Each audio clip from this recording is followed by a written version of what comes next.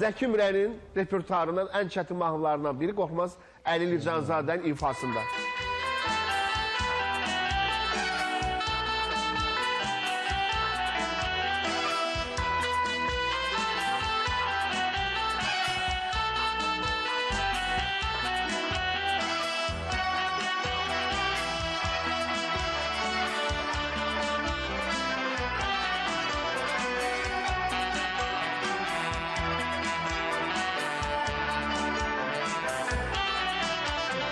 Bir sevda geldi başıma, felek su kattı aşıma.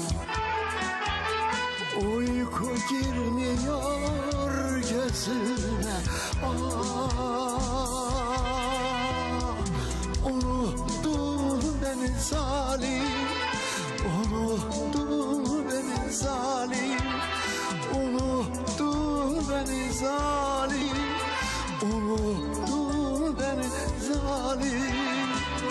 Gülüşün ince kıvrak şensin, bir selam vermeden geçersin.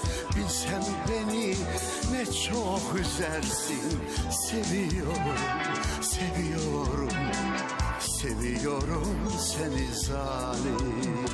Gülüşün ince kıvrak şensin, bir selam vermeden geçersin.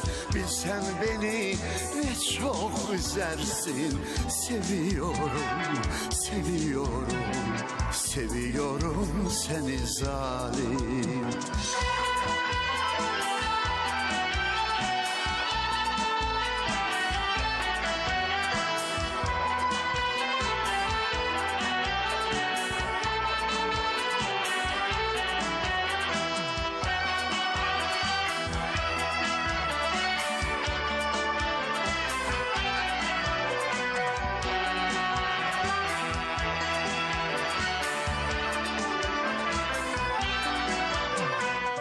Ümit veriyorsun, sonra gülüp kaçıyorsun. Sen beni öldürüyorsun.